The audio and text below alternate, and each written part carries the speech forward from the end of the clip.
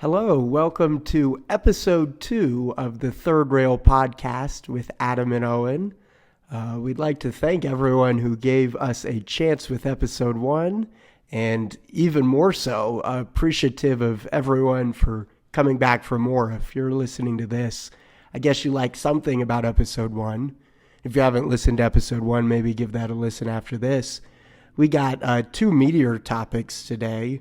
Very excited to dive in, and one that I'm really interested in and one that Owen's really interested in, so this should be good divide and conquer. So let's just dive on in. The first one relates with the system I know the most, the Washington Metro. On Thursday, March 28th, the WMATA Board of Directors voted to endorse the Red Line Modernization Project. So this is a new initiative from WMATA, budgeted at $913 million over the next 6 years, and would install communications-based train controls on the entire Red Line. So the Red Line, for those who aren't familiar with the DC Metro system, is the busiest line spanning throughout downtown and heading up into Maryland on both ends. And communications-based trains control, it's a little bit wonky, but stick with me. I feel like if you're listening to this podcast, you'll probably appreciate. But are you familiar with that, Owen? I am, yeah. Yeah, it's basically the more, I guess, best practice currently for train systems. So currently what the Metro has on all 6 lines, and this dates back to the 1970s when it first opened, it uses what's called a block system. So basically the entire rail network is divided into blocks, and when a train enters a block, not only are trains prevented from entering that block, but any consecutive blocks as well are also restricted. So theoretically, and it has worked pretty well, it prevents collisions from occurring or even coming close, since if you can't get within a block of a fellow train, assuming all the wiring and the hardware is working and software, there shouldn't be any collisions. So that's what Metro has had for the past 50 years. It was state-of-the-art at the time, but today, not so much. The new communications-based train control is actually pretty common in a lot of what you would call world-class systems around the world. You see it in London, you see it in Paris, you see it in Hong Kong, Singapore. Basically, every airport people mover has it. So if you've been to an airport that has an automatic train, and this works kind of in comparison to this block system, it basically has a moving block.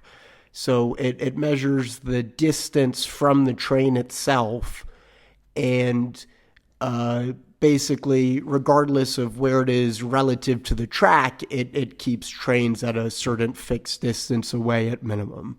So those are the 2 different, systems at play, and Metro is hoping with this Red Line pilot project to replace the existing block system with the new communications-based train control on the Red Line to begin with. One thing that I've always found interesting, and your knowledge on these systems is definitely more thorough than mine, but the block system means that dispatch and passengers don't ever know where a train actually truly is. You know it's somewhere in the block, but no matter how big or small that block is, you don't know its exact location, right, Adam?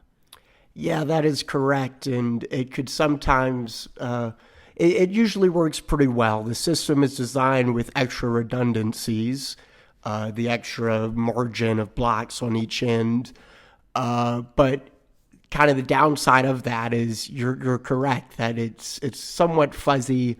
There's more modern technology that is in some of the new 7000 series and 8000 series rail cars that provide a little bit more precision on location, but historically, you're absolutely right that it was a inherently kind of blurry system. And It's worked very successfully. There was one issue in 2009 with a fatal crash on the Red Line, and that wasn't necessarily caused by the block system. It was more the track circuit had a failure. So I guess a better system would have redundancies to prevent that. But for 50 years, it has worked remarkably well. It's just reaching the end of its useful life. Yeah, I only brought up the location data specifically, not out of safety. I know that the block system, it's used in so many localities because it's so safe, but that redundancy means, or I like the term you use, the blurred system, means that train departure predictions can be harder to make. So, if you've ever been watching a departure board in a station or on your phone and you see it jump from 5 minutes to 3 and then from 2 to due, sometimes that means the train just happened to enter the block. You didn't actually know where it was in that moment until it actually crossed into a new zone. So the obvious positive of the new signaling system that they're working to move towards is greater capacity immediately in the system, and then the eventual possibility of automating operations, which from a operations standpoint is very, very efficient and a great positive. We'll get into that. But a kind of secondary externality is knowing exactly where the train is. Much better for prediction timing, much better data in general. And I think that will be a big boost for any rider that is frustrated with signs, or train departure signs and times that they find to be unpredictable. Yeah, and I'm glad you mentioned that, because that is an underlooked benefit of communication-based train control. But I go to, as I mentioned, almost every people mover at an airport in the United States uses that, because a lot of them were built to operate autonomously and were built more recently after this became standard. And I'm at the Denver airport, and it says when the next train will arrive down to the second. It'll be next train coming in 72 seconds, and it ticks on down. And in the DC Metro, as it currently is built, you'll be lucky if you get a minute. And as any rider knows, that is not super accurate. It's better than nothing, don't get me wrong, but as you said, it could sometimes go from 5 to 3 and then stick at 3 for a couple minutes, and then jump down to 1 and then come to due. And for a long time, DC was way ahead of the game, just in that the platform lights would start to flash. I think that was happening even before there were digital displays, right? Yeah, so the displays came around the turn of the century. The lights itself came from the very beginning, and that was seen as one of the novel. It actually was, this is a side tangent, but it was billed as a accessibility feature for those who might be deaf, who wouldn't otherwise hear the rumble of a train necessarily. Beyond the aesthetics, I think it looks great regardless of accessibility benefits, but it certainly was ahead of its time in a way that you don't necessarily see in other systems. Yeah. So they were always at the New York forefront. City, New York City didn't have departure information at some stations until pretty deep into the 2010s. That was a long ongoing project. Same thing with Chicago. Plenty of systems are still working on that in many ways, and we're now at the point where some of those earliest signs are reaching the end of their useful life. We've seen that in DC. I know that those original LCD dot matrix displays are finally being replaced by true screens. Yeah, and I wonder if that'll be incorporated too into this Red Line modernization project. But as you mentioned, there are quite a few benefits. It's primarily the capacity and throughput. So right now, you can't have an infinite number of trains run on a given set of tracks because there needs to be some distance and separation. and that separation inherently limits the amount of trains that could come through a particular station during a given hour, for instance. But this new upgrade will take the existing track. So without digging any new tunnels, without laying any new track, you could get more out of it with the existing infrastructure just by changing the system. Because of this moving block, it decreases the margin between trains, which allows more trains to get through. So what's the current trains per hour? This is tough. Metro, the people at WMATA, the planners publicly say 26 trains per hour. Okay. The system was designed, the power, the signaling, to have over 30 potentially, to have trains every 2 minutes or even less. Mm-hmm. In rare instances, the most that they've ever really been able to maintain is 29 trains per hour. So somewhere in that ballpark, high 20s, trains every 2.5 minutes or so. Yeah. And even when it was 29 trains per hour, that was only a couple of years, and that was only during the peak of the peak for an hour or so a day and during each rush hour and on the busiest line segments. When was this? Was this late 2000s, 2010s? This was middle of the 2000s, so Okay. around 2006 to 2009. Was on this stretch of the orange, blue, and silver line between, I guess at the time there was no silver line, pardon me, but the orange and blue line between Roslyn and Stadium Armory. They had what they called the Orange Crush, just because so many people were taking the orange line. It was a physical crush at the time, so they were just trying to bring as many people in and they had as much cars. And that's not the only limitation, the track capacity. Metros, even dating back to the 1980s, they haven't had a robust enough fleet size to really provide the capacity to even max out all of their tunnels. So there are multiple factors here. But the thought is, if you replace this new, this outdated and frankly antiquated system with the new communications-based train control, you could maybe get an extra couple trains an hour. So it's not going to revolutionize the throughput. You still need separation. You still need a cushion for safety, of course. But every little bit counts. If you get an extra, 6 trains per hour through a given tunnel in each direction, each train could carry up to 1,000 people, over 1,000 people if full. So those 6 trains could be the difference between body to body and still full but comfortable.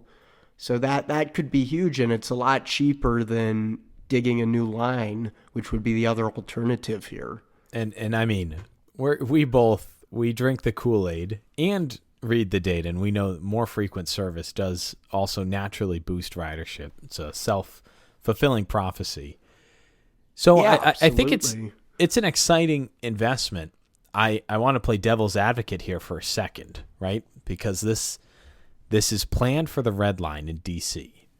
Is it the highest ridership line? I believe it is, right? Yeah. As a whole, it's kind of tough to fully measure because there's a lot of interlining, so you can't always separate. But in general, the Red Line is the highest capacity, highest used line. And it's got high frequencies, like you said. No interlining means a lot of capacity on those 2 tracks. Highest ridership. Why isn't it already good enough? It's a $913 million estimated price tag. Why? We've talked about, maybe 6,000 extra people per hour. That's definitely a big difference, but not all trains are necessarily at capacity. So what's the pitch here? What is Randy Clark saying to the board to make them vote to endorse this? This is a great framing by him. I'm a big fan of what he's been able to do. And this framing, it's very persuasive to me at the very least. And I think the board is persuaded as well by hints that they voted for it.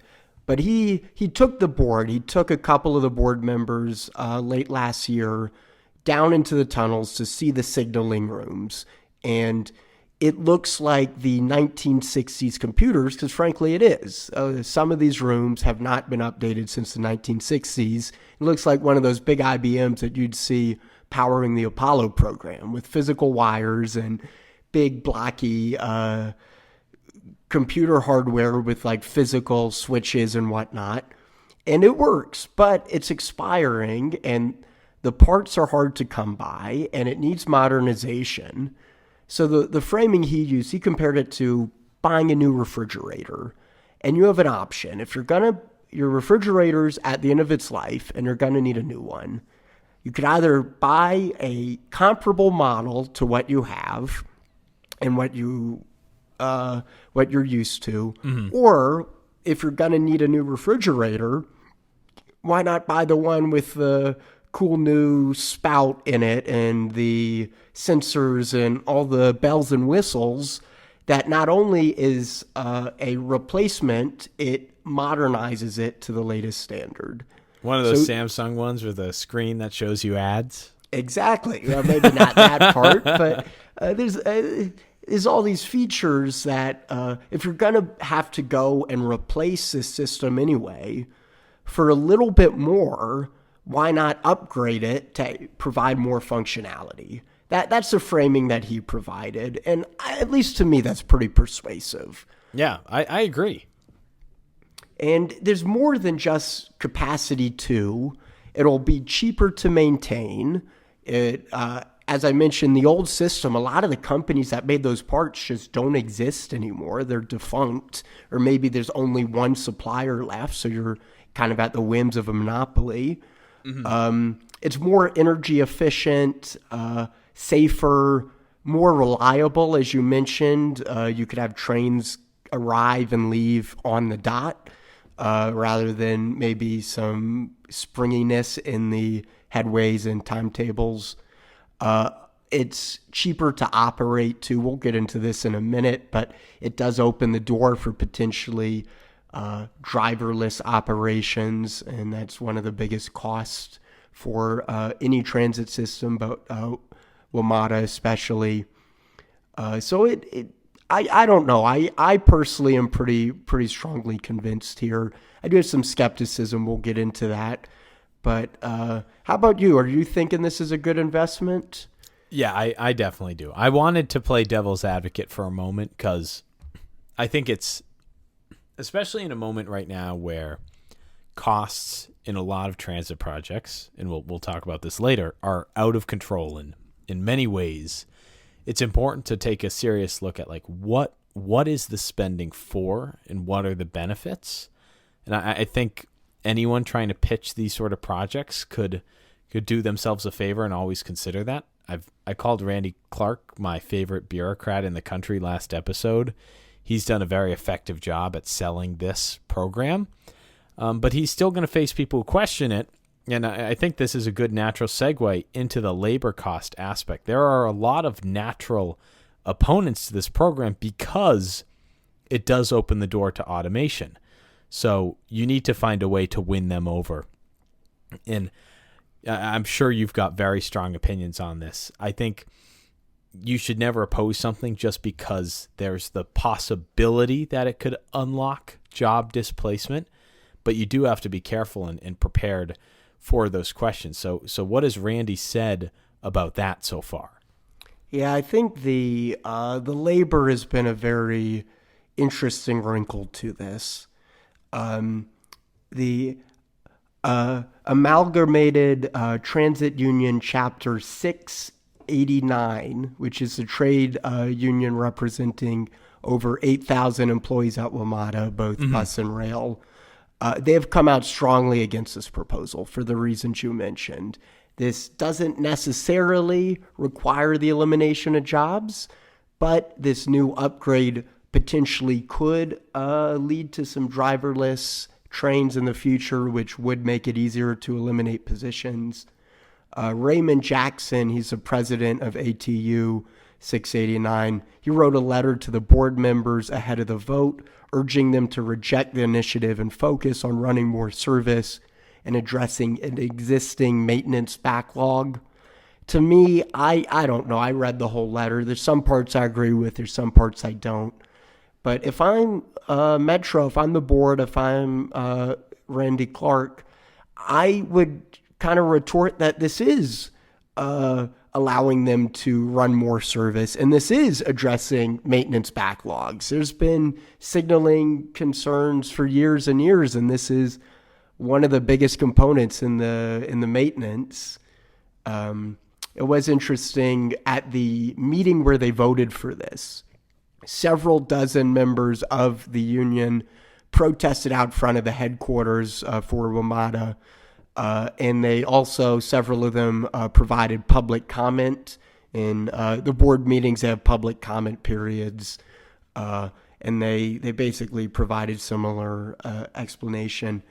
And to his credit, Randy Clark did address these concerns pretty head on from organized labor. He argued that the initiative is not about replacing employees, but rather promoting safety, reliability, and capacity. Those are the three big concerns that he wants to address here.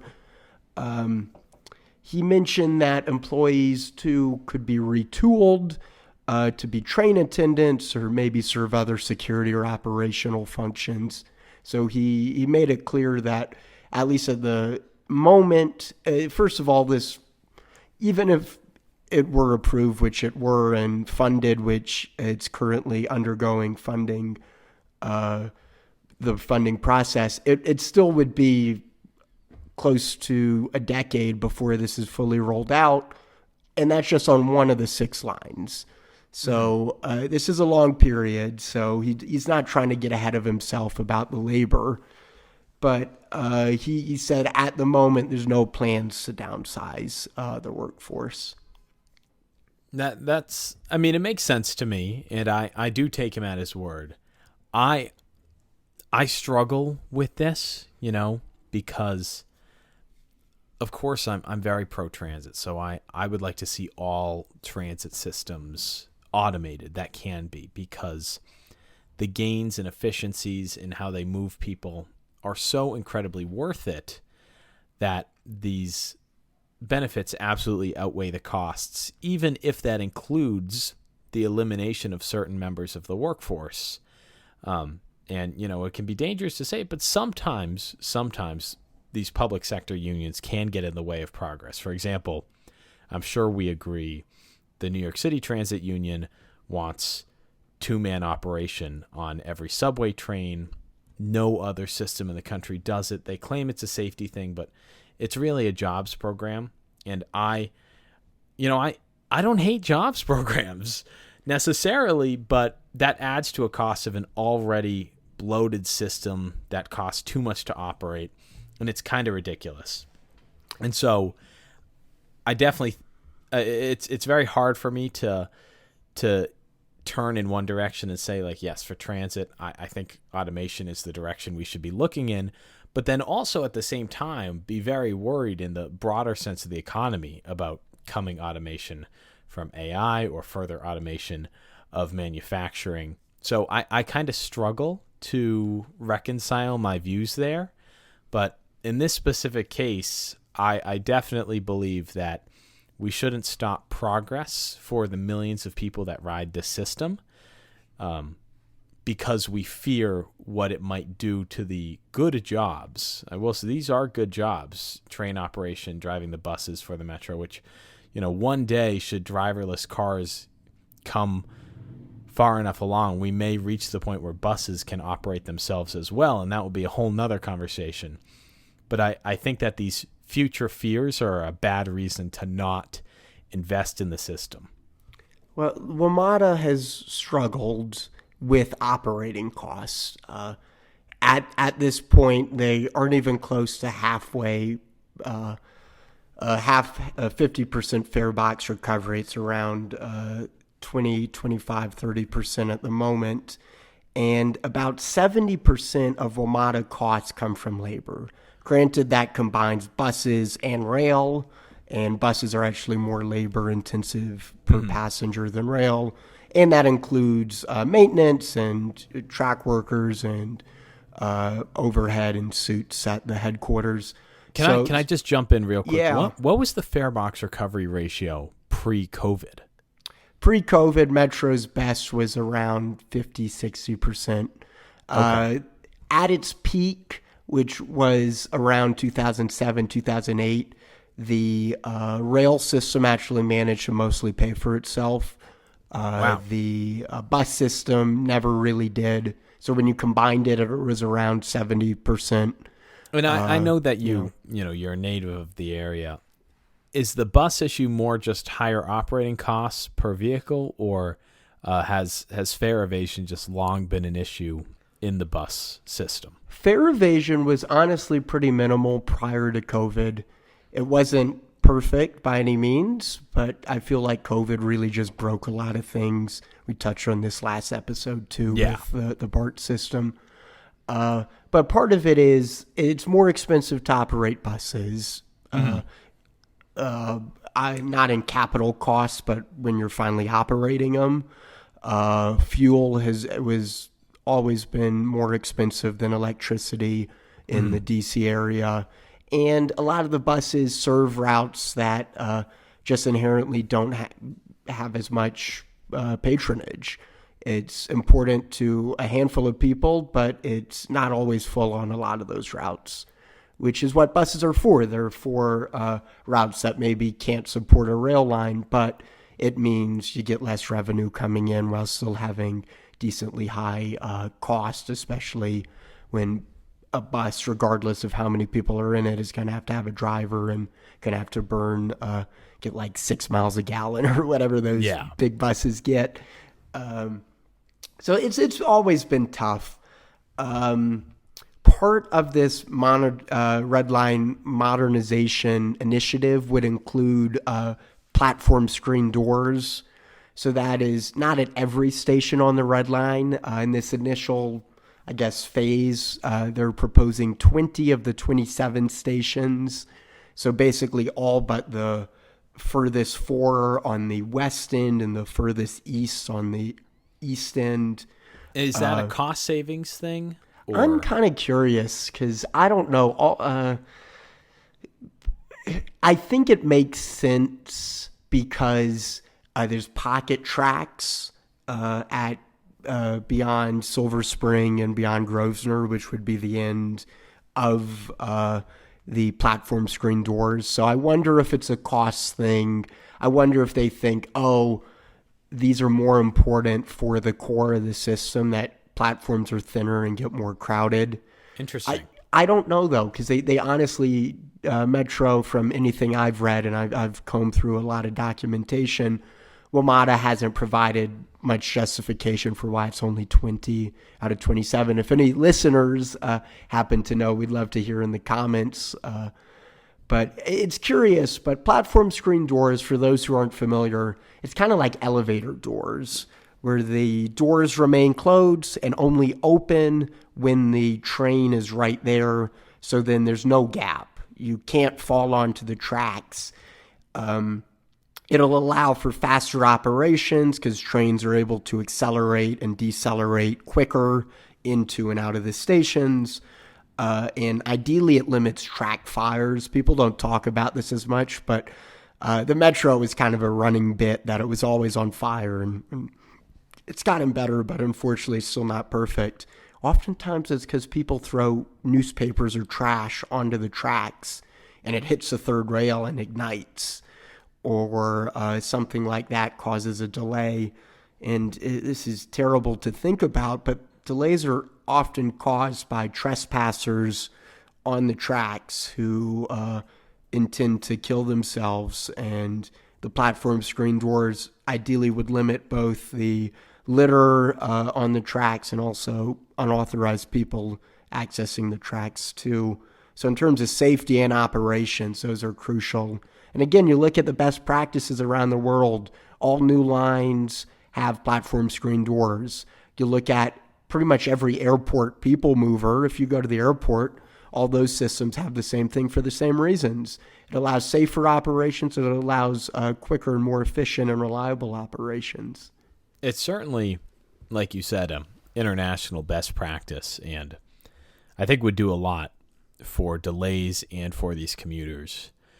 I just want to go back to the pocket tracks behind Grosvenor and Silver Spring. Do you think that in this world some trains would turn between those two and skip those last combined 7 stations? That is certainly possible. They used to do that for the longest time. You'd have essentially 2 service patterns on the Red Line. One would go from termini to termini between Shady Grove and Glenmont, and then you'd see another service pattern go between Silver Spring and Grosvenor. And both would stop at every stop in the core, but then half of every train would turn around there. And on one hand, this is if you're looking to maximize total ridership, well-being and welfare and efficiency, that is the proper way to do it, just because so many more people ride it in DC and downtown than at the ends of each side of the Red Line, that turning around trains there are just more efficient in terms of allocating a scarce number of rail cars. But in, I think, 2019, the board members from Maryland really pushed back against that. They did not like having to wait longer for some of their riders that they were representing at the end of the line, especially on the west end up in Rockville and Shady Grove and North Bethesda. So they got it nixed. So now, since then, every train has gone the whole length. I believe that they should go back to having the turnbacks, just because that maximizes the benefit of the most riders. But who knows? You're spot on that this could maybe provide an opportunity to do that. WMATA is a fascinating system where you look all over it. There's these little things that like set off a question mark in your head. Why does the Silver Line split after Stadium Armory instead of just turning at the pocket track there? Why do all trains run from termini to termini? And typically you can answer the question with, it's a 3-state, I'm going to call DC a state here, 3-state service with funding from each, and they all have their voices on the board. So not only does the DC core get great service, but a lot of those suburban stations are seeing excellent service, which might not be necessary, but from a funding perspective, makes a lot of sense. And I guess that's kind of just the way it goes. It's tough to kind of just accept it. And so it's interesting. That may be part of the reason they're building these platforms on, I believe you said it was 20 stations, the platform screen doors, and leaving those out, but not telling you the reason. They'll leave that up for popular interpretation for now. Yeah, and that kind of is a natural transition to my next consideration here. It's about the Red Line being chosen for phase 1 of this system. I guess it makes sense to phase it out. You don't want to instantly just snap your fingers and try to build it on the whole 129-mile system all at once, and maybe you could test some kinks. But the Red Line, it's the busiest line, as we mentioned earlier, and it's the only line without interlining. So it's the biggest bang for the buck because the most passengers could benefit, while there's at least slightly operational simplicity here that you don't have to worry about trains kind of weaving in and going to different destinations. Additionally, red is the oldest line in the signaling system, especially downtown between like Union Station and Farragut North and DuPont. That's due for replacement anyway. And the Red Line's unique that it has a mix of stations that are underground, at grade, and elevated. So by testing it out, phase 1 on the Red Line, you could get some experience in all 3. The one consideration, though, it does raise some equity concerns. The Red Line is predominantly wealthier It serves Montgomery County, Maryland, and Northwest Washington, some relatively well-off neighborhoods compared to other neighborhoods served by the metro system. And there's also political concerns about how this only serves D.C. and Maryland, and more specifically Montgomery County in Maryland. And Virginia is going to have to wait a little bit to get access to this next-gen signaling system. Prince George's County, same with them. It's unique. I guess you have to start somewhere. But when they were building Metro, they were very deliberate on how they phased the initial construction to kind of alleviate some of these political and equity concerns. Seems like here, I guess, you could only do so much if you're going to split it up into 3 phases by line. But I'm curious about that decision. I'm curious as well, but I think that there are a few things you can say to kind of diffuse concerns. I love your point about how it's underground, at grade, and above ground. This will be the, should it happen, first ever automated system in the lower 48 in the U.S. The Honolulu Skyline's the only other automated metro. And I am ignoring airport people mover systems, but those are a much different scale and a much different type of system serving a different type of customer. So there's a lot to learn here. Using the only line that has no interlining to me is a very logical place to start. I think, to me, that above all else is the biggest reason to do it. This also being the highest ridership line in the system helps as well, because it is kind of the most bang for your buck. You get to try it out, and if there truly are efficiency gains, the most people will see it than if you were doing it for just one other single line.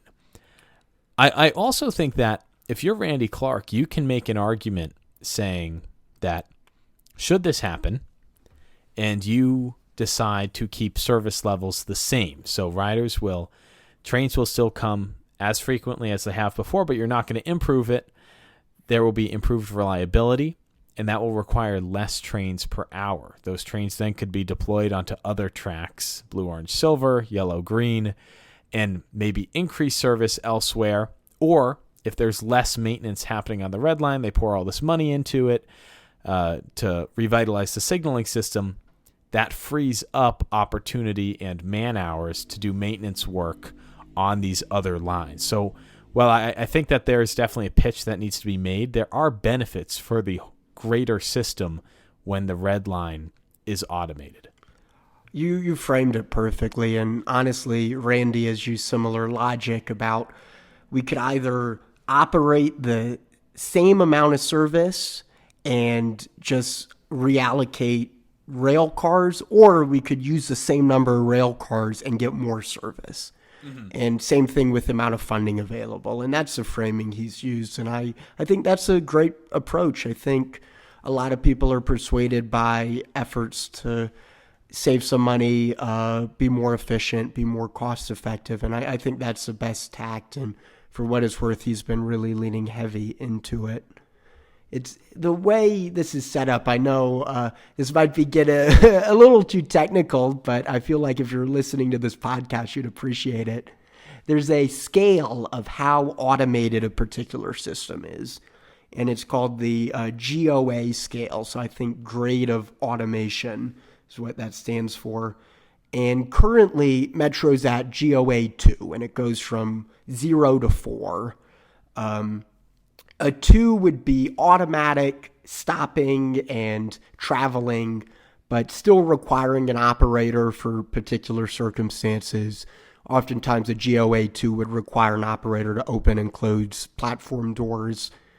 Metro is designed with this GOA 2 to have automatic acceleration and moving from the very beginning, and it operated like that on all lines until the 2009 Fort Totten crash, which turns out was completely unrelated to the automated systems, but out of an abundance of caution, it was discontinued, and it stayed discontinued until 2010 24, so 15 years later. That's crazy. I know that's a story for another day, but that is emblematic of so many broader issues in It really the US. is, and I was able to experience that firsthand. We'll save that for another time. But during those 15 years, they were at a GOA 1, so manual operations. There was like automated protection systems still in place, so some automation, but for the most part, it was manually driven. They've been back at GOA 2 for the past 2 years now, year and a half. But a lot of systems around the world are at GOA 4. So that is fully automated, completely driverless.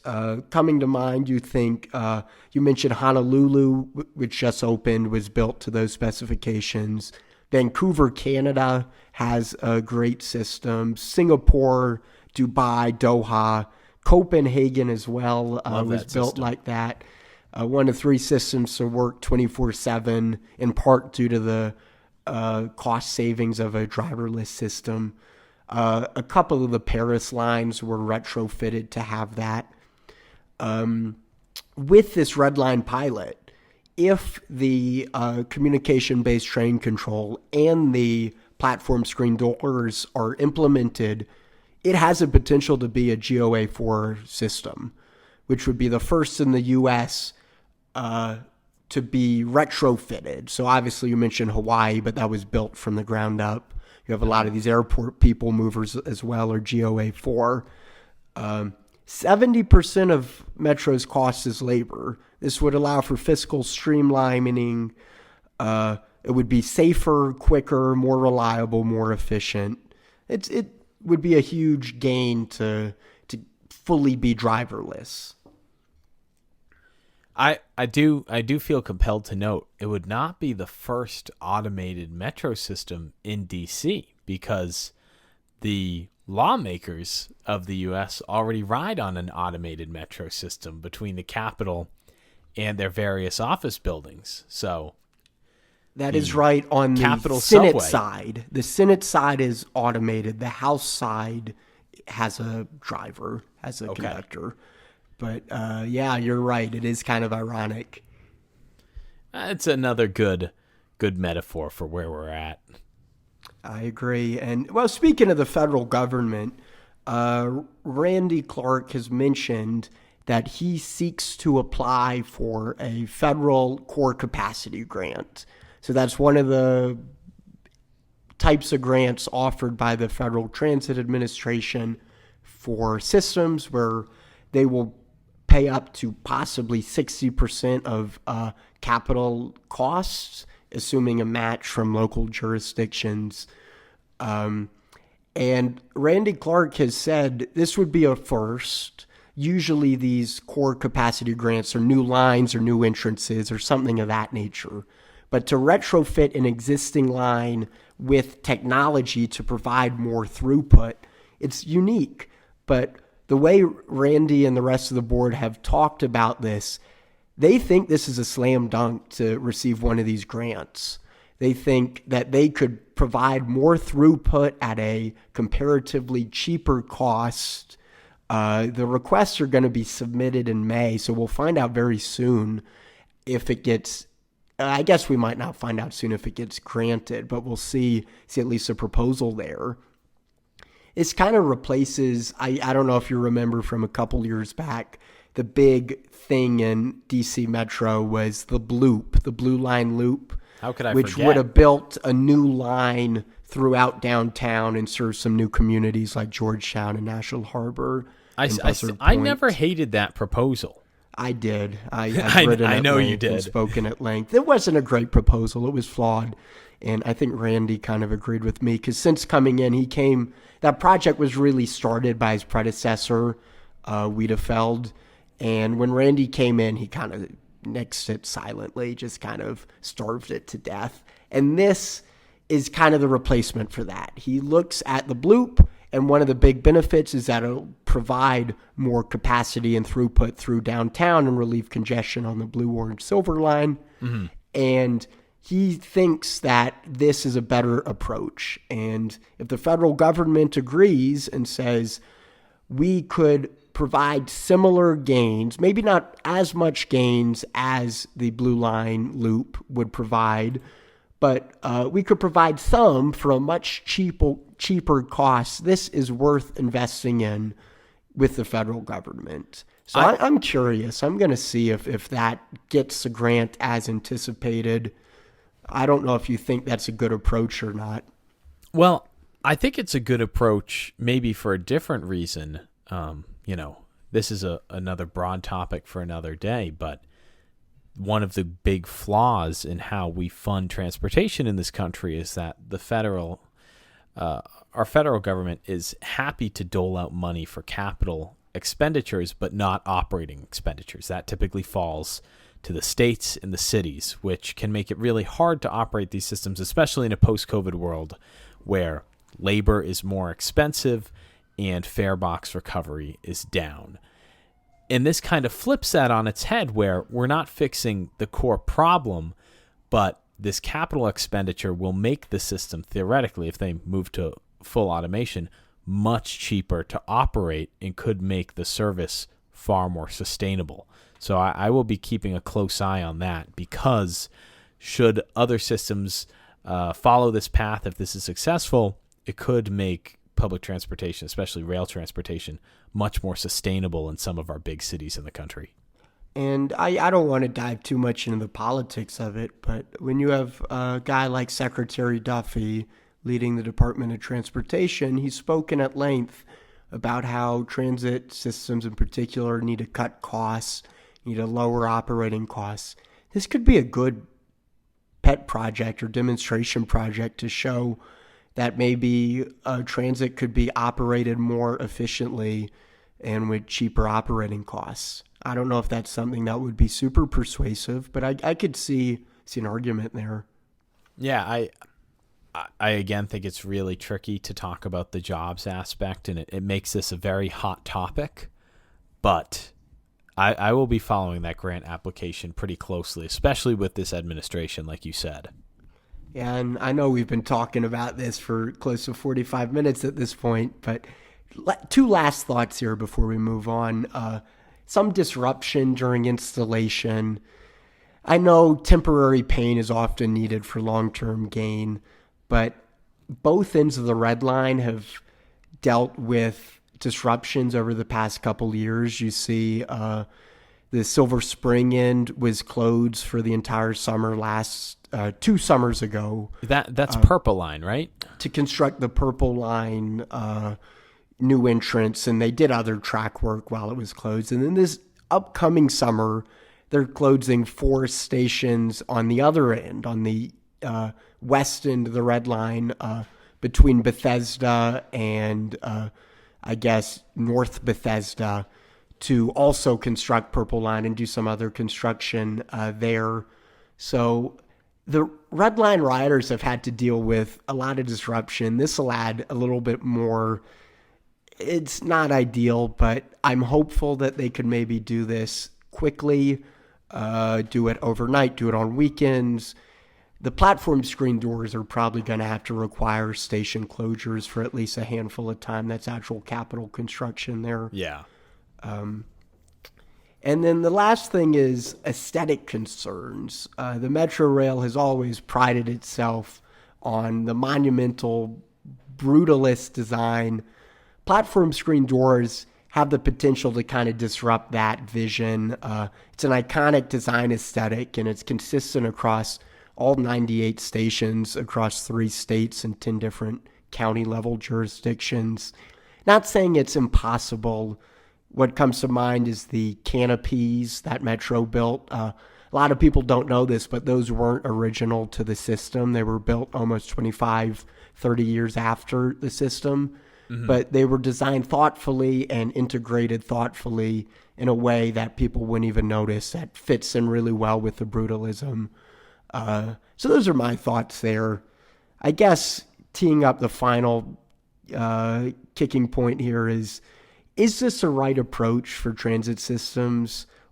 Especially for DC, this is going to cost almost $1 billion just for the Red Line alone. Will Red Line riders see $1 billion worth of benefit? If you're asking me that question, because I kind of asked you this earlier, I'm gonna say yes, because this is a capital investment, and costs are naturally going to be really high on this because we just don't know how to do it. There's a lot of engineering that needs to be done because we don't have the institutional know-how here in the U.S. that we might in, say, Europe, or a city that really just recently built a system all like this. This will be the first retrofit, so even lessons from the Honolulu skyline don't necessarily apply. So there's a lot to learn. I hope other transit agencies, especially New York City, Chicago, are watching. I know that this isn't exactly the same case. New York, Chicago, much older systems than DC, but there's a lot to be learned. And if the federal government picks up a lot of the tab, I think it's a sure thing. They should absolutely do it. And you think other U.S. systems could maybe look at this and take a similar approach? Yeah, I mean, I'll talk about Chicago for a second. The blue line in Chicago, I would say, is quite similar to the red line in DC. The blue line is completely separate. It's grade separated, no crossings, which for most metro systems is a given, not here in Chicago. And there's no interlining. So it's the logical starting candidate like the red line is in DC. And that line here is the one that goes to O'Hare Airport. So it runs 24 hours a day already. Automation, there are absolutely those conversations to have about labor, but automating that system could mean more frequent service, especially at night. And in a city like Chicago, you have more safety problems right now than you do in a city like DC. So the labor conversation could even turn into a conductor question versus an operator. So I definitely think there's lessons for systems across the U.S., especially the legacy systems in New York and Chicago and a few other cities, that they should pay close attention to this and see how DC does. I feel like we unpacked every single square inch of this. We'll be keeping you up to date, I guarantee it, with any developments, but we'd love to hear your thoughts down in the comments too. Yeah, that was a good conversation. We'll keep it shorter about our other topic for the day, which is Brightline, the private passenger system down in Florida, the first new private passenger rail in the U.S. in many, many decades. And right now, Brightline is struggling. It serves the state of Florida, currently runs between Miami and Orlando. There are some light expansion plans to Tampa, but I believe Disney is included there too. I'm excited about that. they've gone back and forth with them. I know that the station was on for a second, then they called it off, and they were planning something with Universal. I mean, I think either makes a lot of sense. A lot of tourism. The station in Orlando is at the Orlando airport, so you're already catching a lot of people that are traveling for tourism reasons or perhaps business, but you're catching those travelers at the Orlando airport. But anyways, this is a new system. It is a higher speed system that tops out at 125 miles an hour. And Brightline, the kind of lowdown on it is that they run on existing track for much of the right of way using the Florida East Coast Railroad, which built by Henry Flagler back in the 1800s. The FEC, you can get really deep into it, but that railroad is kind of why Florida is Florida. But it made a lot of sense. The FEC existed. They run most of their freight trains at night, and they thought, if we build stations along this route, we can upgrade the track and run trains pretty efficiently at a pretty high speed between Miami, Fort Lauderdale, West Palm Beach, and Orlando. And they did just that. They had to build some extra track to Orlando, and that really brought on some debt. Brightline right now is in $5.5 billion worth of debt. It's $117 million in interest payments alone, and they're starting to struggle to cover that debt. Their creditors are watching with concern right now.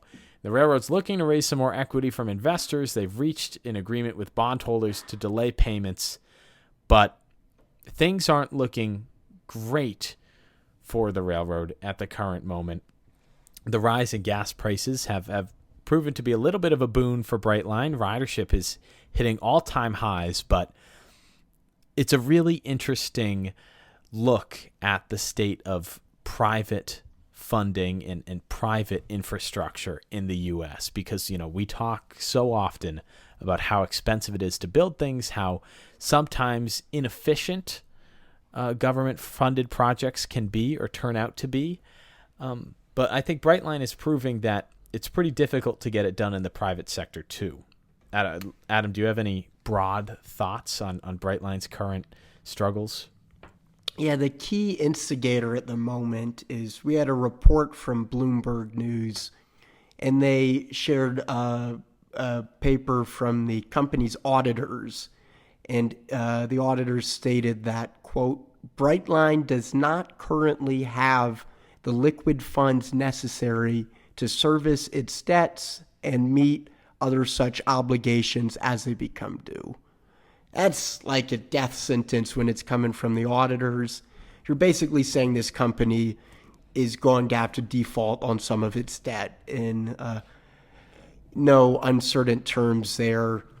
And it's interesting because Brightline itself, on the operations side, is profitable. You mentioned that ridership is up. March 2026 was the highest on record. Makes sense if you're trying to travel from Orlando to Miami. Already the flight takes about as long as the train, and then you throw on, high gas prices prevent people from driving and TSA delays. It was a real perfect storm for Brightline. They couldn't ask for much better. But it's tough because when you have so much debt and you have $117 million in interest payments this year alone, even if you make a nice profit, you're still drowning. So that's kind of where they're at now. If they were just operating, they would be fine and they would actually be able to expand and provide more service. But they're just saddled with so much debt. It's tough to overcome. I don't know how they'll be able to do it. It's like I'm rooting for Brightline's success in every capacity. But what you just said there, I want to take that statement and show it to basically every U.S. congressperson who questions the validity of transit or the funding of transit, because Brightline right now on paper is more or less in the exact spot that Amtrak is, believe it or not. The Amtrak Acela and Northeast Regional are very profitable trains. They run up and down the Northeast Corridor, they serve dense cities, and they do so at pretty high speeds, the same thing as Brightline. In both the Northeast Corridor and Brightline turn a profit on those operations alone because there's high demand for train travel in much of the U.S., but especially these dense corridor cores.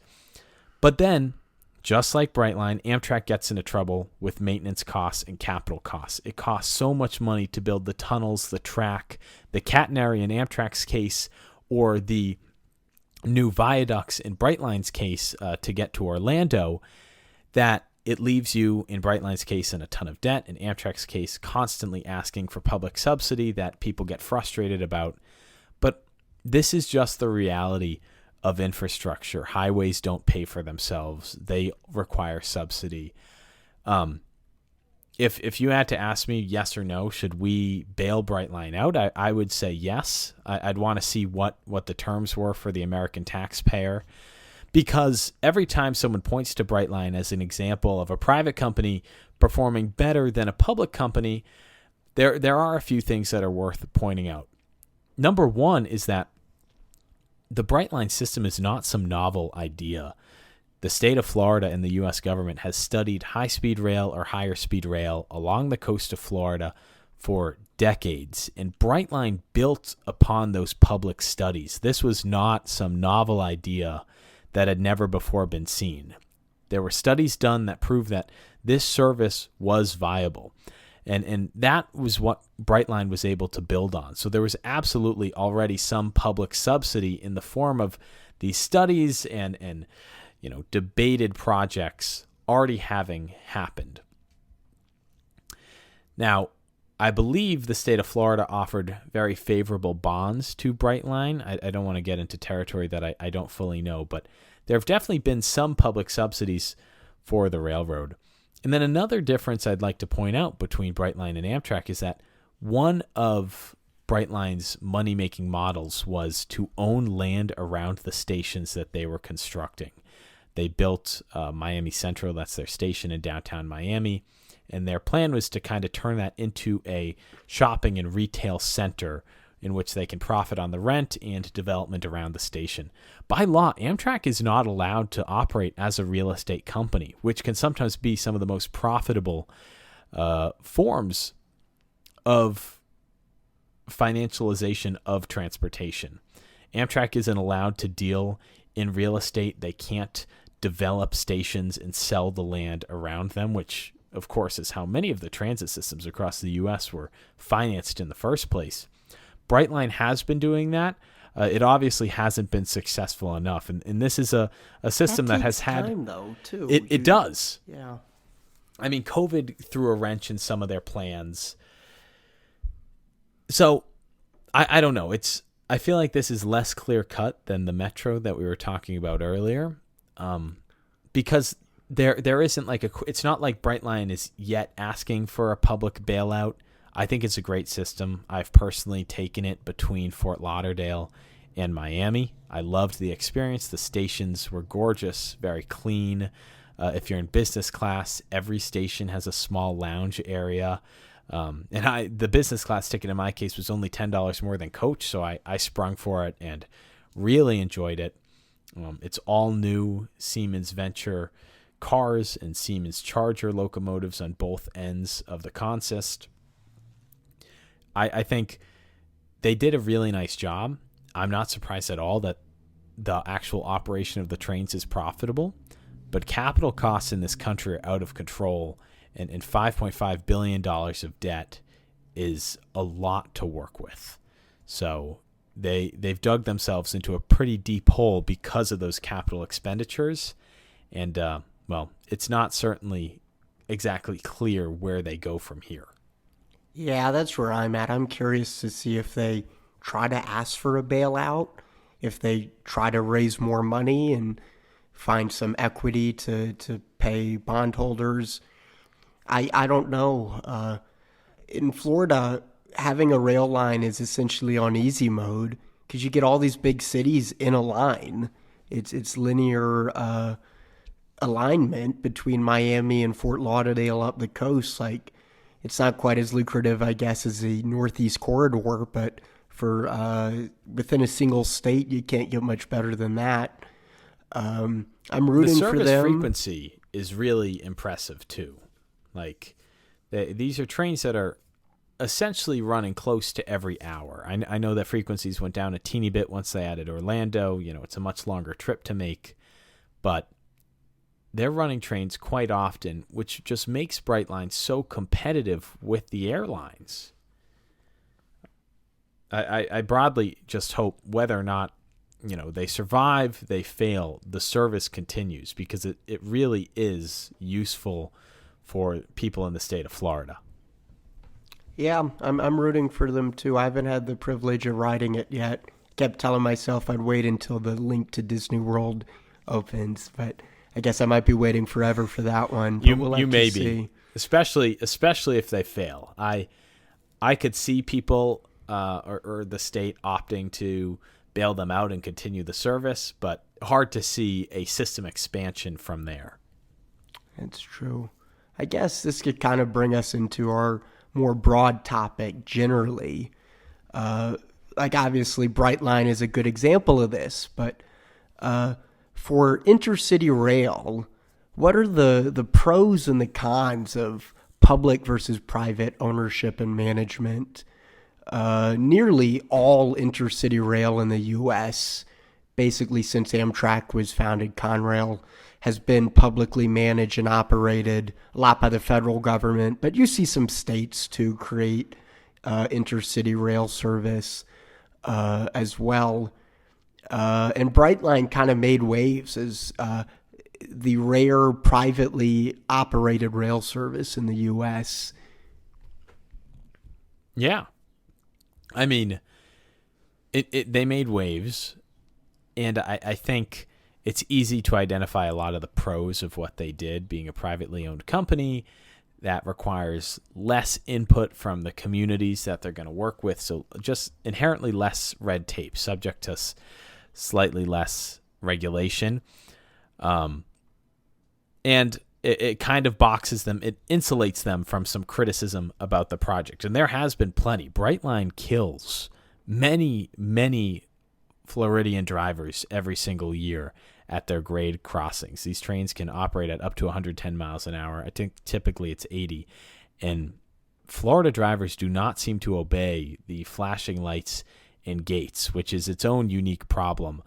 This would be a much bigger scandal if it was Amtrak, and there would be constant demands on the government to be either grade separating the line or making massive improvements. That's not to say that these aren't happening to Brightline, but because they're a private company, they're insulated a little bit more from the criticism of certain communities that they run through, which will always be inherent when trying to build transportation, especially things like trains that are loud.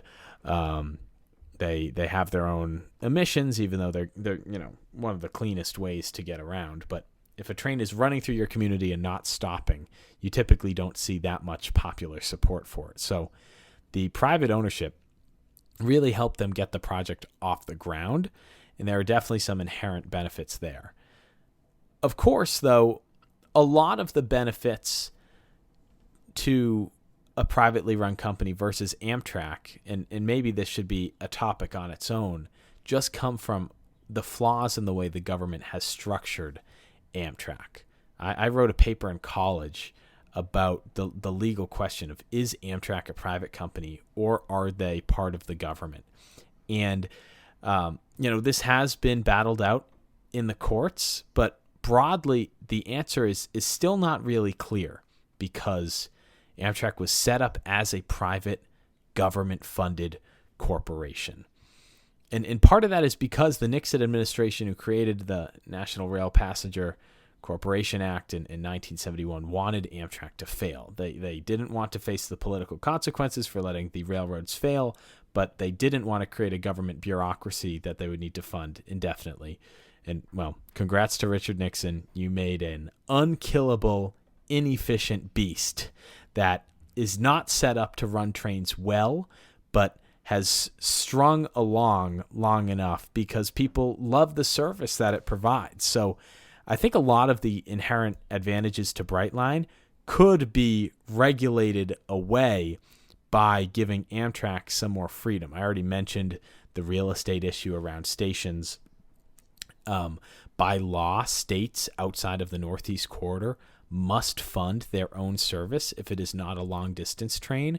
So Amtrak cannot run a train that might be profitable or might come close to breaking even. They're saddled with the unprofitable long-distance trains and the Northeast Corridor, which is profitable. That's by law. Everything else must be done with funding from the state. It cannot be funded by the federal government.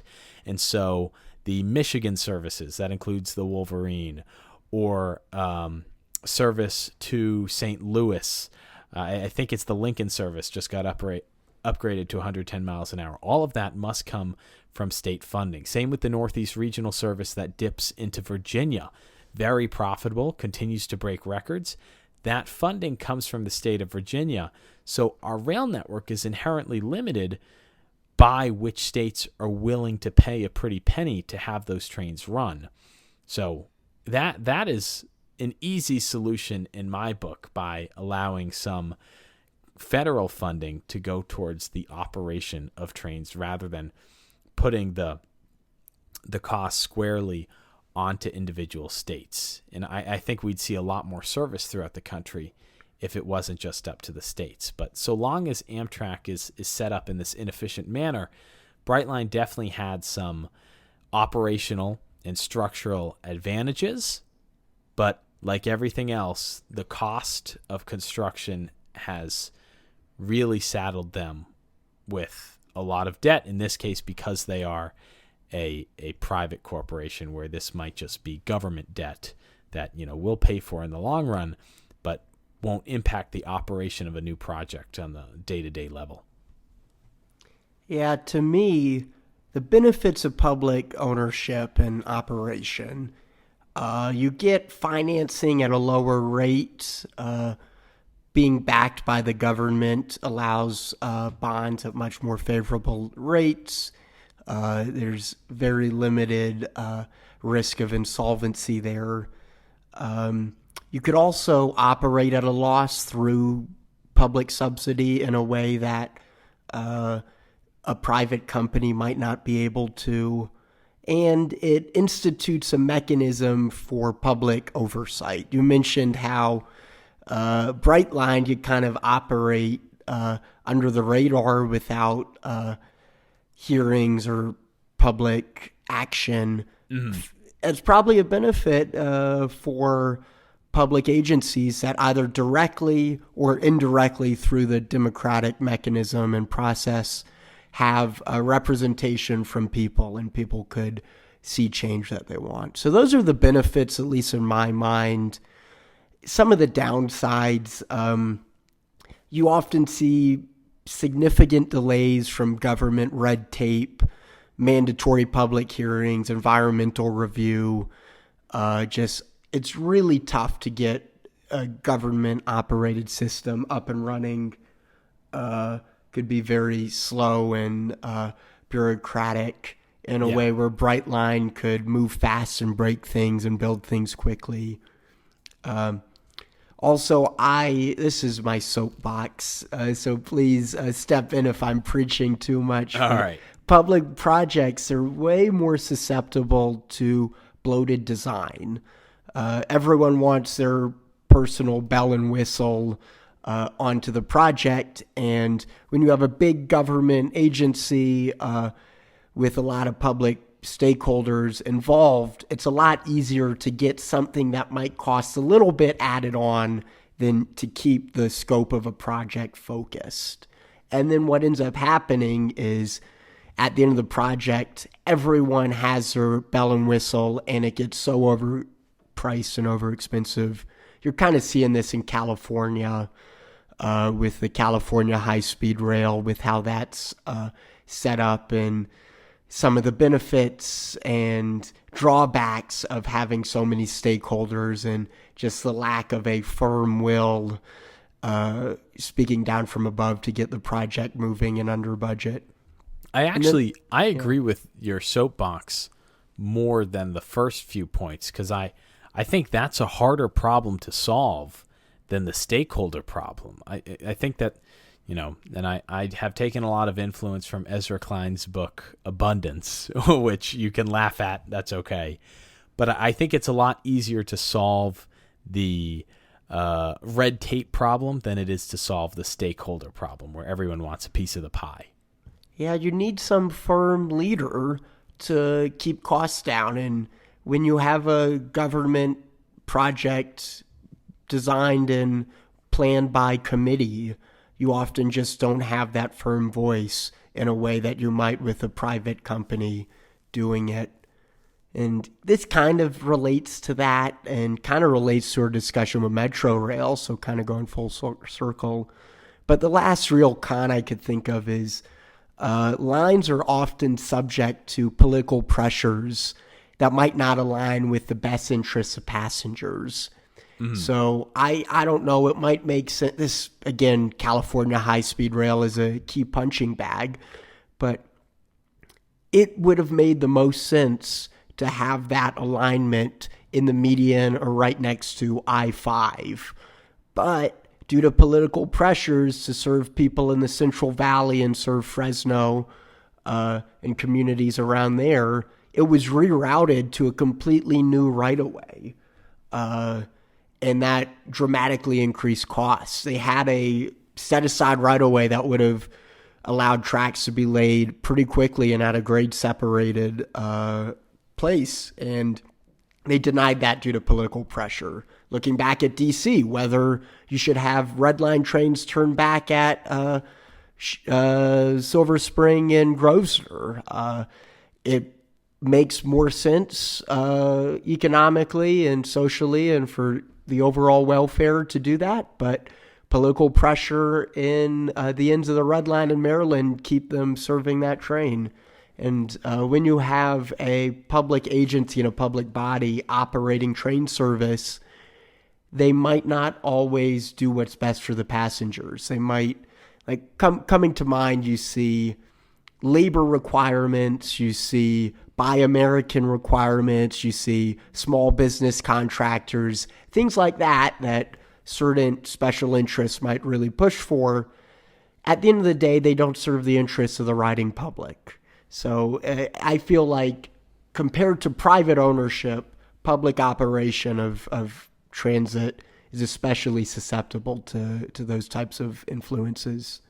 I agree. It's very easy to detect the bloat at any press conference, because if someone is talking about the amount of jobs created by the construction rather than the jobs served or reduction in commute times, you know that the priorities are off for a specific project. And I've long been a believer that it's better to build something rather than nothing. But this is a tough conversation to let go of right here, because we're offering criticisms and we're not really offering solutions to this problem. And there's a large array of choices that could be made, policy positions that could be taken. And we might need to later down the road dedicate a whole episode to this. But there are absolutely inefficiencies that just come as a result of how we fund things, our democratic process. And at the moment, we have to accept them, but we definitely should be pushing for better with every future project. I agree. I absolutely agree.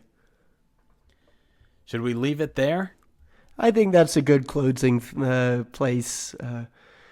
It's kind of a little bit melancholy, but I feel like it's optimistic too. Yeah, it's been a good discussion. 77 minutes of fun. If you're still listening now, you're a true transit fan. We really appreciate it. And honestly, I'm really blown away by the reception of episode 1. So definitely provide your feedback in the comments if there's any topics you'd like to see in future episodes. We're hoping to maybe get a couple guests on in the future, so stay tuned for that too.